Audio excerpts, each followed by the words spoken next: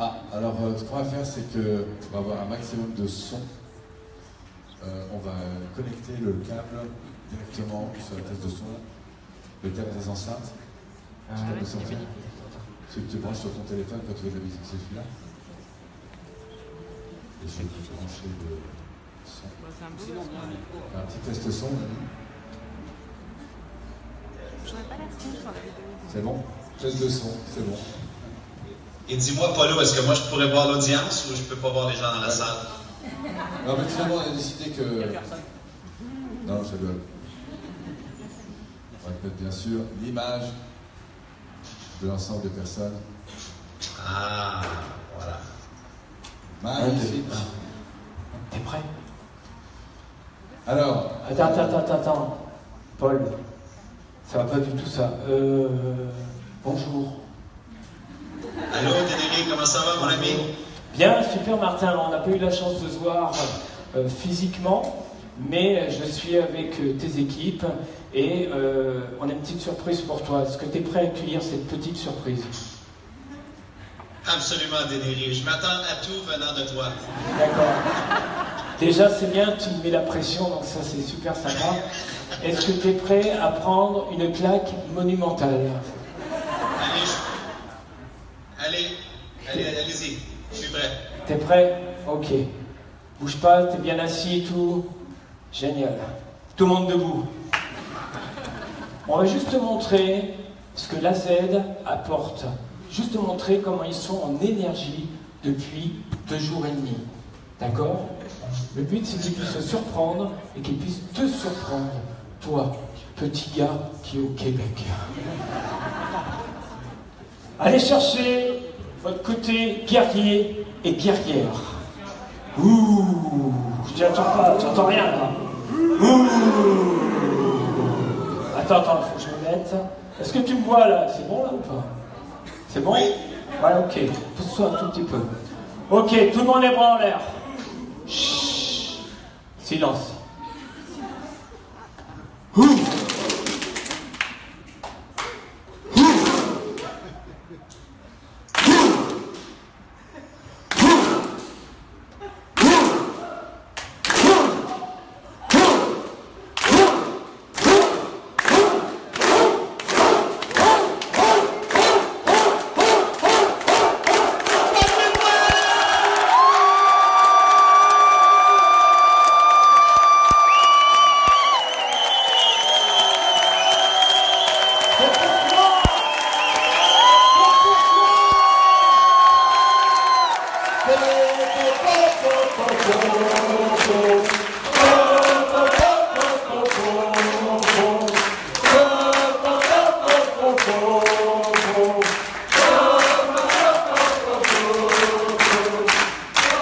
Tu vois, écoute-moi Martin, ça c'est ta responsabilité avec toutes les conneries de tes vidéos, ce que ça fait, ce que ça donne derrière. Ça donne que du bonheur. Merci à toi d'être là.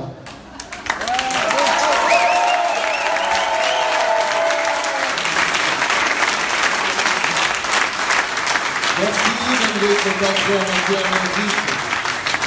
Alors, mon cher Martin, on est évidemment très heureux de te retrouver maintenant. Alors, je vais vous inviter à vous rasseoir. On laisse faire les photographes. Martin, la scène est à toi. Déjà, qu'est-ce que tu ressens, Martin?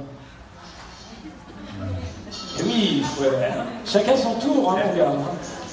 Oui, très bonne question, Deneri, en fait. Je ressens beaucoup d'émotions présentement. Peut-être que vous ne le sentez pas, mais je suis très près d'avoir le trémolo dans la gorge parce que c'est un truc de fou de penser que à 10 000 bornes, il y a des gens qui sont dans une salle en train de célébrer, en fait, toutes les synergies et l'amour et la co-création que vous avez mis en place en fin de semaine et que toi, tu peux avoir un tout petit rôle dans cette co-création-là aussi, là, de vous voir tout heureux, joyeux, en train de bosser sur vos projets. Deneri, il n'y a pas de mots, donc voici comment que je me sens. Très ému, très honoré, très touché Vraiment, merci mille fois. Je vous ai suivi toute la fin de semaine par les vidéos, par vos Facebook Live que vous m'avez envoyés. Je me suis réveillé un matin, j'avais à peu près 20 Facebook Live qui étaient dans mon fil d'actualité. Je me disais, putain de merde, qu'est-ce qui se passe en Europe? Mais là, j'ai rapidement compris lorsque j'ai vu Dennery se déhancher sur scène et vous mettre en feu.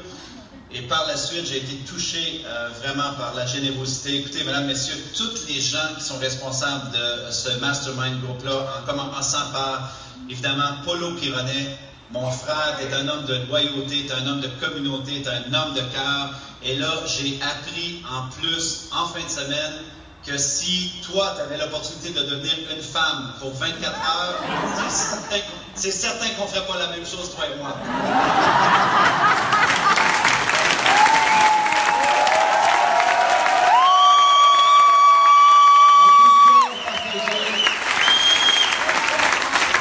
Et vous réussissez que je suis content. Et Paulo, je dis ça, je dis rien. Je dis juste que moi, j'avais pensé à d'autres trucs, mais bon, c'est ok si toi, tu veux penser à... Préservons de l'activité quand même. Si toi, tu veux penser à construire des phrases avec plus de mots pour dire ce que tu veux dire, parfait. Moi, j'avais un autre truc en tête, mais c'est bien. Et je sais aussi que vous avez eu le privilège fantastique d'entendre des intervenants spectaculaires, que ce soit mon frère, Steve Dupeux, Lionel, vraiment percutant. Vous avez eu la chance de voir Laura Massis, vous avez eu la chance d'entendre Élodie, Jean Nadeau. Donc, vous avez eu toutes sortes d'intervenants qui sont venus vous provoquer, vous bousculer, valider, vous permettre d'approfondir, en fait, ce projet-là qui vous a amené dans la famille de l'Académie Zéro Limite. Donc, écoutez, la première chose que je voudrais vous dire, c'est un gros merci. Paulo, je te l'ai écrit de toute façon vendredi. Je ne pourrais jamais mettre des mots sur le calibre d'être humain que tu es. L'an passé, pratiquement à pareille date, j'ai eu la chance de te rencontrer. Je peux te dire qu'il y avait un avant et un après ma rencontre avec Paulo Pironet. Merci, mon frère.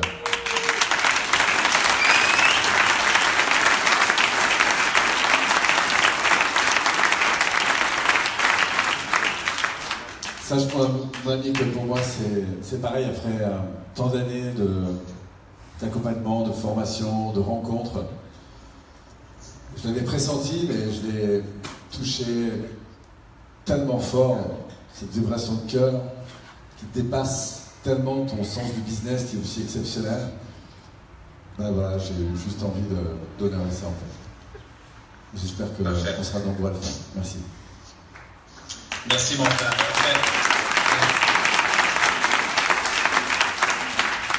Alors mon cher Martin, c'était pas prévu, mais je voudrais te poser une question. J'allais vous offrir de poser des questions. J'avais 2 petites clés à vous partager, mais ça peut attendre à la fin puisqu'on a seulement 30 minutes pour discuter. Mais ça me fait plaisir de répondre à ta question ou à des questions des gens qui sont dans la salle parce qu'on sait souvent que l'Académie Zéro Limite, c'est très massif. Donc, on a moins cette intimité-là que l'on a présentement. Donc, ça me fait plaisir de me prêter au jeu. Alors moi, comme je l'ai posé d'ailleurs à tous les intervenants, je voulais savoir, toi, avant que tu lances l'Académie Zéro Limite, juste avant, tu faisais quoi? T'étais qui? Qu'est-ce que je me suis dit? Oui, qu'est-ce que tu t'es dit? Qu'est-ce que tu faisais? Tu étais qui? Juste avant que tu lances ce projet. Bon, juste avant que je lance l'Académie Zéro Limite, j'étais vraiment dans une quête dans laquelle je suis encore. Donc, à l'Académie Zéro Limite de Paris, je vous ai partagé des visuels très peu flatteurs de mes débuts, alors que j'étais habillé en gardien de safari ou en mécanicien, en faisant des capsules pour la jeunesse francophone. Donc, j'étais en train de peaufiner cet art-là de conférencier, parce que mon premier corps de métier, Paulo, c'est conférencier. Par la suite, j'ai été auteur. Par la suite, on est venu vers moi pour demander du coaching, de la consultation. Donc, j'avais ces corps de métier-là, mais je n'avais jamais fait l'Internet. Et pour moi, j'avais un énorme frein, parce qu'en présentiel, on peut voir le retour des gens immédiat. Donc, lorsqu'on est en conférence, en formation, c'est très vivant, c'est très humain. On a un retour automatique du public. C'est un peu comme une partie de tennis. On envoie un service, il nous le retourne. Si notre service est bienveillant, si notre service est provoquant, si notre service est dans l'humour, l'audience nous renvoie un retour. Par contre, là, de m'exposer sur Internet, ça, sans savoir ce que ça allait donner, je peux, sans l'ombre d'un doute, vous dire, je pense que vous n'êtes pas sans vous douter, que j'étais criblé de peur, criblé d'anxiété, de doute. Je ne savais pas si les gens allaient embarquer, parce que le premier projet que j'ai lancé, Polo, c'était la meilleure année de votre vie. Ça n'a pas été l'Académie Zéro Limite. Donc la meilleure année de votre vie a été lancée à 2 reprises avant que je lance l'Académie Zéro Limite. Mais même avec la meilleure année de votre vie, j'ai tourné les vidéos juste là, sur le bord de mon foyer, dans ma maison, et c'était ma femme qui enregistrait les vidéos. Donc vous pouvez imaginer le stress d'avoir ton épouse qui appuie sur enregistrer, alors qu'elle, elle veut préparer le souper parce que les enfants s'en viennent de l'école, et toi, tu es en train de penser à ce que tu vas dire dans ton putain de texte. Bref, c'était la folie furieuse, et c'était vraiment difficile. Et même mes premières vidéos, je les partageais aussi à l'Académie Zéro Limite. Je les avais partagées avec Sylvain Boudreau, qui est le conférencier le plus connu au Québec. Du moins, sa conférence, c'est celle qui a été la plus vue depuis les 18 dernières années.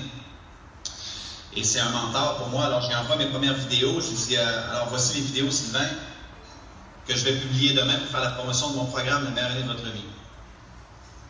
Et ça a pris 2 minutes et demie, alors que la vidéo durait 18 minutes. Ça a pris 2 minutes et demie, puis il m'a rappelé. Il a dit, Martin, il dit, t'es pas sérieux, tu vas pas mettre ça en ligne? J'ai dit oui. Il dit, c'est mauvais. J'ai dit merci pour ton feedback. Mais il semblerait qu'il faut commencer en quelque part, Sylvain. Donc, je vais commencer dans l'imperfection, je vais en faire, mais maintenant, je dois aller en ligne. J'ai annoncé à tout le monde que j'allais aller en ligne. Donc, il y a une leçon que j'ai retenue de ça. Il n'y a rien comme s'engager de dire, je vais publier mes vidéos, je vais publier mon programme, je vais publier mon offre. On s'engage. Et vous le savez, je suis un grand fan de l'imperfection. Je pense que pour être en cohérence, il faut d'abord être dans son incohérence, ce qui est inconfortable pour nous, qui est nos zones beaucoup plus difficiles. Et par la suite, ben, le reste appartient à l'histoire, Polo. Ça a continué d'être inconfortable. Même si les résultats étaient au rendez-vous, ça a pris la validation de mes collègues. Quand j'ai lancé l'Académie Zéro Limite, il faut vraiment que vous gardiez à l'esprit que c'est un genre de programme qui existait énormément aux États-Unis. Donc, tu avais Jack Canfield et Mark Victor Hansen qui enseignaient Megabooks. Donc, puisqu'il avait réussi à vendre 250 millions d'exemplaires de livres, il s'était dit, moi, je vais enseigner aux gens comment avoir un livre à succès. Il y avait James Balanchek qui enseignait comment devenir un conférencier à succès dans les collèges américains. Il y avait Brandon Bouchard qui enseignait une formule similaire à l'Académie Zéro Limite, où est-ce que lui avait décidé de regrouper tous les corps de métier du domaine du Zéro Limite. Il y avait Brian Tracy qui enseignait comment devenir un conférencier d'exception. Donc, bref, la formule d'enseigner un peu comment cet univers-là fonctionnait existait à différentes saveurs à gauche et à droite. Mais il n'y a jamais personne en français qui avait dit, en toute humilité, je crois avoir réussi à un niveau assez important dans tous ces domaines-là pour pouvoir moi aussi vous enseigner cela. Donc, le syndrome de l'imposteur, il était fois 1000. Parce que même si j'étais conscient que j'avais eu des succès que je considérais quand même assez importants pour lesquels j'étais très reconnaissant, mon plus gros frein, c'était qu'est-ce que mes collègues vont dire. Donc, lors d'un souper, lors d'une rencontre, plutôt que de laisser la peur m'envahir et la peur m'emprisonner, j'étais à cette époque-là avec Isabelle Fontaine, qui est la plus grande conférencière au Québec. C'est une femme tout simplement incroyable. Allez la voir sur le Cercle des leaders, elle est exceptionnelle. Il y avait Alain Sanson, auteur d'un peu plus de 90 livres au Québec, donc une très forte notoriété. Sylvain Boudreau, Jasmin Bergeron et Patrick Leroux. Bref, on avait un petit groupe, Mastermind Group, comme vous êtes en train de faire, mais de conférenciers où on se rencontrait 2 fois par année. Et lors de cette rencontre-là, j'ai pris tout mon courage et je leur ai exposé l'idée de l'Académie Zéro Limite. Parce que je me suis dit, si eux me donnent la bénédiction de dire, oui, Martin, on croit vraiment que la personne pour enseigner ça avec bienveillance, et avec éthique et déontologie et cœur dans la francophonie mondiale, on va te soutenir. Et je crois que s'ils ne m'avaient pas soutenu, je ne sais pas si l'Académie Zéro Limite aurait pris naissance, pour être honnête avec vous, parce que j'étais tétanisé, j'avais une peur énorme de ce que les gens allaient penser dans l'industrie. Mais à ma grande surprise et à mon grand bonheur, pour eux, ça a été une évidence. Je leur ai exposé le fait, je leur ai exposé un peu l'idée, ils m'ont tous regardé. Sylvain Boudreau, en premier plan, parce que lui, il est très gentil, il dit Marc, il m'appelle Marc. Marc, il dit, c'est sûr, c'est sûr, il faut que tu fasses ça. Tu es parti de rien, tu es sorti des études, tu as monté ce business-là, tu fais des conférences partout dans le monde maintenant, tu as fait en anglais, tu as écrit tes livres, tu restes dans un trou éloigné. Il dit, c'est toi, il faut qu'il enseigne ça. Donc, ça m'a donné une énorme confiance. Donc, des fois, le réseau que vous créez aujourd'hui, le lien que vous créez dans des rencontres comme que vous avez aujourd'hui, c'est exceptionnel parce que moi, c'est dans des rencontres exactement comme ça que ça m'a propulsé, ça m'a validé, que je me suis fait des contacts et des personnes qui m'ont mené à avoir le courage nécessaire pour finalement propulser la qualité zéro limite. Donc, longue réponse, Polo. Mais je trouvais qu'il y avait des nuances et des subtilités importantes pour que les gens doivent comprendre que j'avais peur, même si j'étais très passionné, même si je vibrais à cette idée-là. Mais comme vous, j'avais mes peurs, j'avais mes craintes, j'avais mes incertitudes. Super, merci. Alors, avant d'accueillir quelques questions, j'en ai une deuxième. Notamment pour les personnes qui arrivent, qui sont là depuis quelques mois simplement dans l'Académie Zéro Limite. Ou est-ce que vous voulez bien lever la main ceux qui ne sont pas du tout dans l'Académie Zéro Limite? Donc ça représente à peu près 25, pratiquement 30%. Quel est le message que tu aimerais faire passer pour toutes ces personnes qui te voient, peut-être elles t'ont vu en vidéo avant, mais en tout cas qui ne t'ont pas encore forcément rencontré? Ben, d'abord, j'aimerais les féliciter d'avoir accepté d'aller dans un tel séminaire, d'investir en eux. Vous savez qu'une très petite portion de la population aujourd'hui décide d'investir en eux pour approfondir certaines facettes de leur être, acquérir davantage de connaissances, de savoir-faire, de savoir-être. Et donc, félicitations pour être ici. Je pense que ce que vous venez d'expérimenter en fin de semaine, justement, c'est un échantillon de ce que nous, moi, Polo, Lionel, Deneri, ce que moi j'appelle l'industrie du zéro limite, eh bien, vous avez eu un échantillon des possibles en fin de semaine. Je sais que ça peut paraître très improbable pour des gens qui ne connaissent pas l'Académie Zéro Limite d'entendre pendant un week-end au complet qu'il existe maintenant de réelles possibilités de carrière dans le monde du développement personnel et professionnel. Que ce soit en présentiel, évidemment, mais est-ce que c'est plus traditionnel? Donc, les conférences, le coaching, la formation. Mais maintenant, tout ça peut être propulsé sur le web, ce que moi j'appelle l'humanisation de l'ère numérique. Donc, c'est d'utiliser les leviers numériques pour propulser une carrière qui serait déposée soit sur des passions, soit sur des compétences que l'on a acquises au fil des ans, soit une expérience de vie ou du vécu, ou soit par une véritable passion qu'on peut investiguer, ou soit par des résultats qu'on a obtenus. Donc, plusieurs personnes souvent qui ont obtenu des résultats dans une carrière précédente ou dans une expérience de vie précédente. Et tout ça fait en sorte que c'est un point de départ pour pouvoir se propulser dans une nouvelle carrière. Donc, je sais que ça peut paraître improbable, mais de plus en plus, Polo, on le voit. J'arrive d'une formation aux États-Unis en mai où est-ce que j'étais avec 150 leaders à l'échelle mondiale. Et le présentateur s'appelle Nazim Jain. Donc, Nazim Jain, c'est lui qui a inventé le tourisme spatial pour Richard Branson, les gens de Google et pour Elon Musk. Donc, c'est un des plus grands consultants au niveau de l'innovation au monde. Et Nazim Jain expliquait un truc complètement hallucinant. Il nous a montré un graphique avec deux axes. Donc, un axe, c'était la progression des innovations et l'autre axe, c'était l'échelle du temps. Il nous a montré qu'au cours des 100 000 dernières années, eh bien, l'échelle de progression sur les innovations auxquelles on est exposé, donc le feu, l'eau, l'effet levier, l'électricité, la télévision, la pénicilline, sur l'échelle de 100 000 ans, c'était à peu près 1 millimètre qu'on voyait la ligne monter. 1 ou 2 millimètres. Et au cours des 2 dernières décennies, avec l'arrivée de la technologie et la numérisation, on voyait cette ligne-là un peu partir en courbe dans les arbres, seulement dans les 2 dernières décennies. Et là, il y a ce qui démontre, et là, ça c'est toutes les statistiques de Facebook, Google, de SpaceX, de Tesla, donc tous des gens qui sont en train de travailler sur les plus gros enjeux au monde, la santé, l'éducation, et qui savent les pièces de technologie qui s'en viennent, qui vont nous permettre d'amplifier, de booster les solutions traditionnelles, mais maintenant de façon virtuelle. Eh bien, de 2017 à 2035, Polo, c'était même plus une courbe, c'était maintenant une verticale. Et de 2017 à 2035, ça va représenter 7 secondes. Pas 100 000 ans, pas 2 décennies, ça va représenter 7 secondes. Ça va se passer là, comme ça.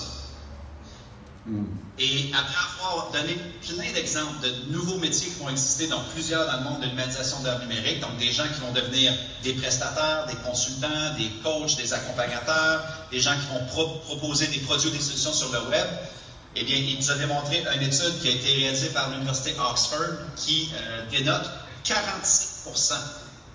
47% des métiers qui existent aujourd'hui n'existeront plus en 2030.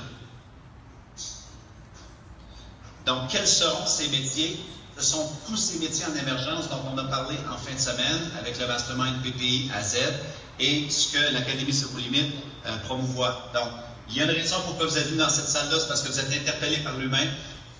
Il y a une personne qui vous en a parlé, donc soyez curieux, approfondissez le sujet parce que, croyez-moi, c'est une réelle opportunité pour, évidemment, créer la carrière de ses rêves ultimement, mais aussi avoir un impact hallucinant en faisant sa différence à travers le monde. Donc, c'est ce que j'aimerais leur dire. Super. Merci Martin. Alors, est-ce qu'il y a des personnes qui aimeraient profiter de cette occasion pour justement poser des questions? Poser une question. Je propose à chaque fois de rappeler votre prénom et puis d'où vous venez. Ok, bonjour Martin. Je suis... Oui, là c'est bon? Ok, je touche. Bonjour Martin. Monia de Lyon, je fais partie de la cohorte 2017.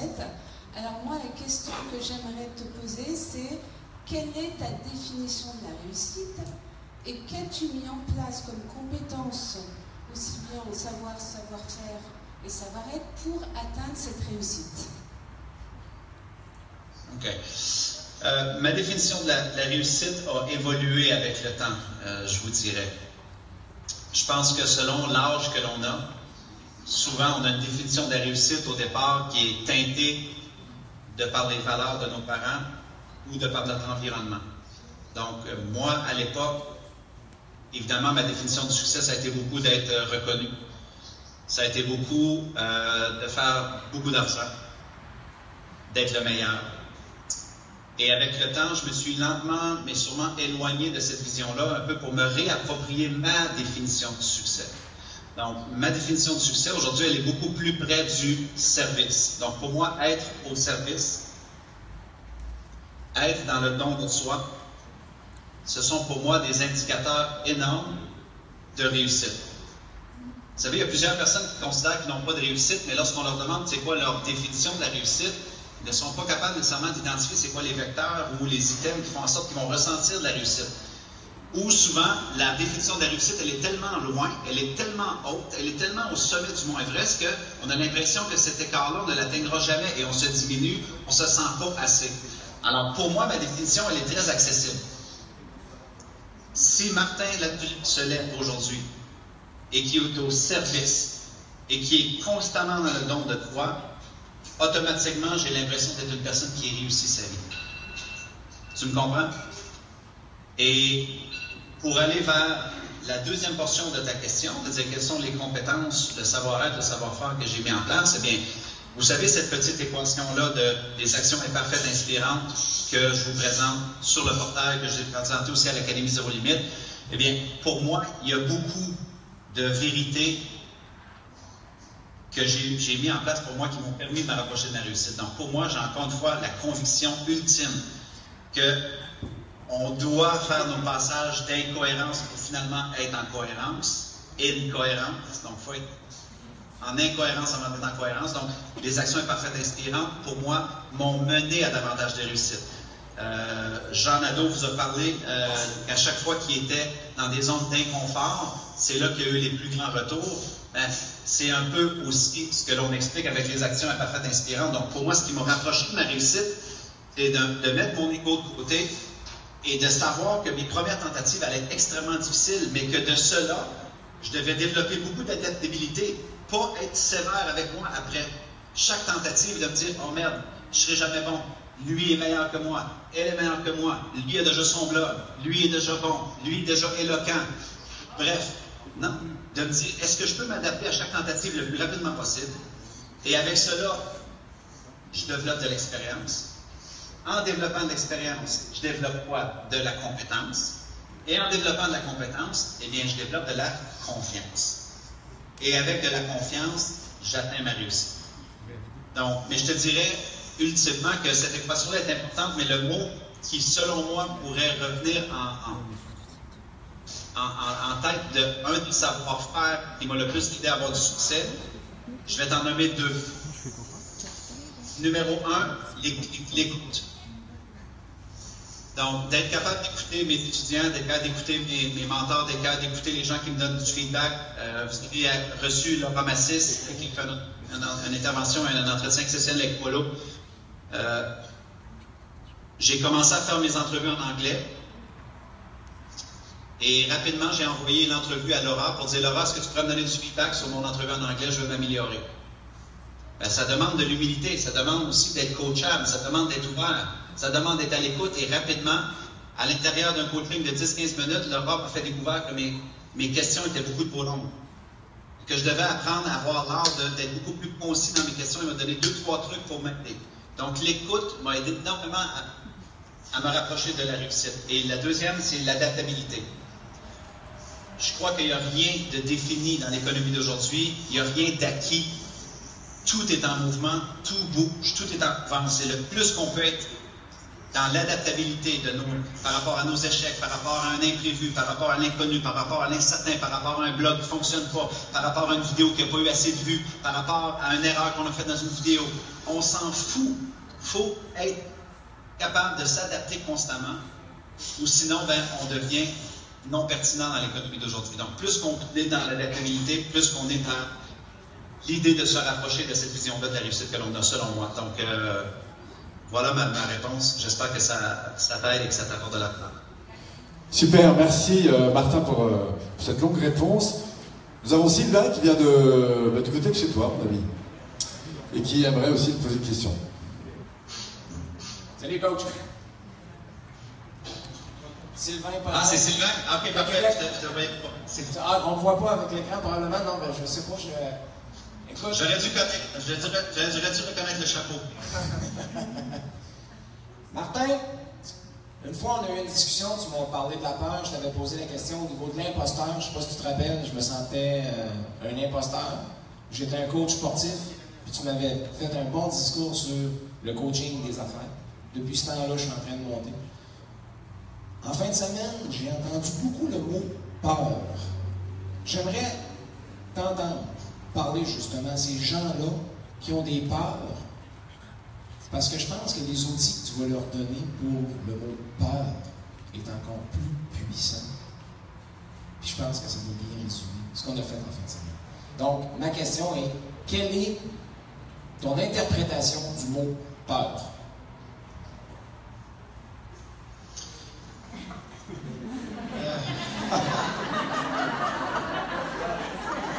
Ça, c'est une bonne question. Comme vous sentez qu'il faut un petit peu de temps pour chercher. Oh, si tu veux, Martin, on peut faire une page de pub. Non, mais Martin, tu m'as dit de sortir, tu m'as dit justement d'écouter mon intérieur, tu m'as dit de faire le coach en moi. Ben, je suis content de voir que pour la première fois, j'ai créé un bon point d'interrogation dans ton visage. Non, c'est pas un point d'interrogation, c'est que j'essaie de voir comment je peux le formuler en 3 minutes, parce qu'il nous reste à peu près 3 minutes. Mais je vais vous poser la question la plus puissante que moi, on m'a posée au niveau des peurs.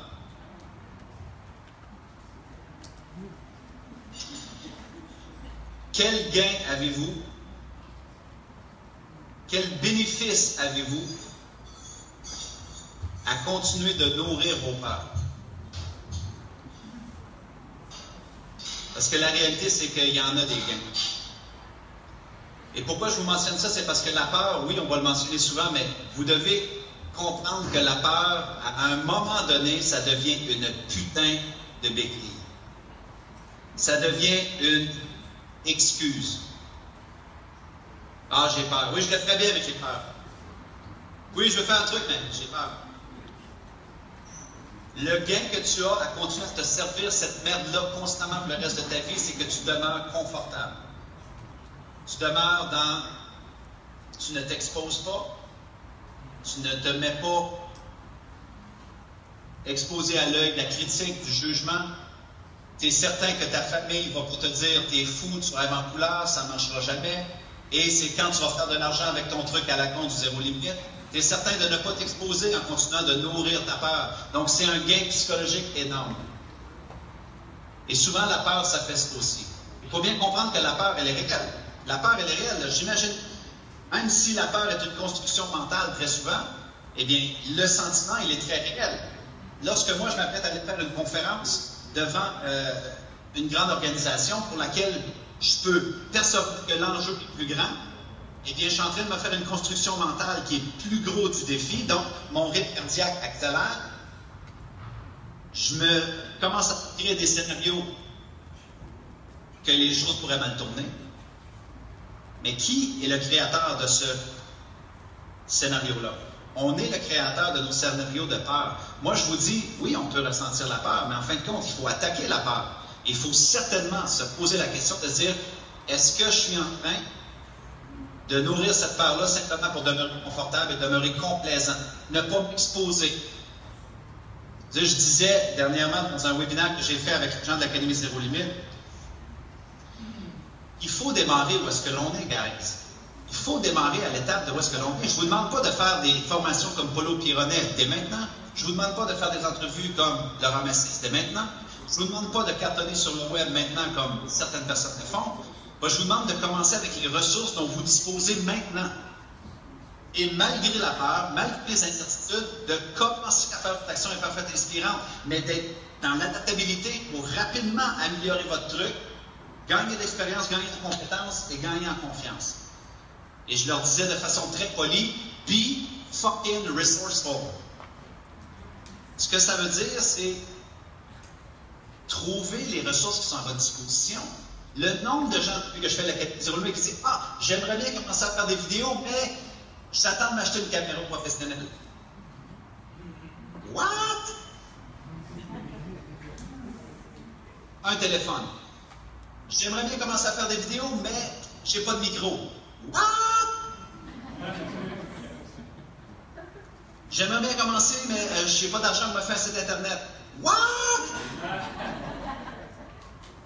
Toutes ces excuses-là, si on va au fond de la racine, c'est des peurs que l'on nourrit parce qu'on en a un gain de demeurer confortable, complaisant et de ne pas s'exposer. Donc, soyez prudents avec la peur. Oui, elle est réelle et je la ressens encore, cette peur-là. Encore en mai dernier, je faisais une conférence à Vancouver devant une association canadienne d'optométristes. Il y était 800 d'optométristes. Donc, qui dit optométriste dit docteur, dit études en médecine. Et moi, n'ayant pas été quelqu'un qui a été très, très performant à l'école, j'ai toujours eu ce sentiment d'infériorité-là par rapport aux gens qui avaient fait de grandes études. Mais qui s'est vendu ce scénario-là? Moi-même. La société m'a vendu ce scénario-là lorsque j'étais dans le contexte scolaire aussi. Mais ce qui se passait avant la conférence et ce qui faisait que ma peur était amplifiée, c'est que je me concentrais sur l'ancien moi. L'ancien moi qui se disait, ben, t'as pas eu les grands diplômes, t'as pas eu les grands résultats scolaires, donc t'as rien à apporter à des gens qui étudient en médecine. Non. Je suis revenu sur le scénario qui est beaucoup plus véridique, qui est ces gens-là dans la salle. Si on met leur titre de côté, ce sont des pères, des mères, des humains. Ils ont des peurs, ils ont des incertitudes, ils se remettent en question aussi. C'est ça, les vraies personnes que j'avais devant moi, c'était elles. Alors, je suis revenu tout simplement me reconcentrer, me recadrer, me recalibrer sur c'est quoi la réussite pour moi, à être au service de cette audience-là aujourd'hui. Leur donner l'ultime don de qui je suis pour leur permettre, à travers ma perspective, mes enseignements, leur permettre eux aussi d'élever leur être et d'être des meilleurs entrepreneurs grâce aux personnes qui vont devenir. Donc, soyez prudents avec la peur. S'il te plaît, ne l'utilisez pas comme une béquille. Ne tombez pas dans la complaisance. Et s'il te plaît, be fucking resourceful. Vous avez des ressources plein les mains présentement. On en donne énormément dans la Z. Paulo vous en a donné. Les intervenants vous en ont donné. Partez de où est-ce que vous êtes et maintenant escaladez à la hauteur de où est-ce que vous voulez vous rendre. Donc, probablement que je n'ai pas répondu à la question. Oh, je crois que si, quand même. En tout cas, on arrive à la fin du temps. On a même déjà un petit peu dépassé le temps. Tu es en vacances, mon frère? Pardon, mon frère? Tu es en vacances? Est-ce que tu es toujours en vacances? Oui, absolument. Excellent. Ben écoute, on va te laisser profiter de ces vacances. On te remercie évidemment infiniment pour ça. Alors, juste avant de boucler, est-ce qu'il y aurait une information que tu aimerais partager sur une actualité de la rentrée ou quelque chose en particulier que tu aurais envie de faire passer? Non, pas sur une actualité de la rentrée, mais peut-être une actualité pour vous dans la salle. J'aimerais vous poser 2 questions. Numéro 1, qu'est-ce que vous allez arrêter après? Qu'est-ce que vous allez arrêter de nourrir qui ne vous sert plus dans cette vie-là? Qu'est-ce que vous allez arrêter de nourrir comme croyance, comme excuse? Première question, qu'est-ce que vous allez arrêter? Et par la suite, qu'est-ce que vous allez commencer? Je crois que l'erreur numéro 1 que les gens font quand ils participent à des séminaires comme ça pour vous, c'est que souvent ils retournent chez eux avec l'ivresse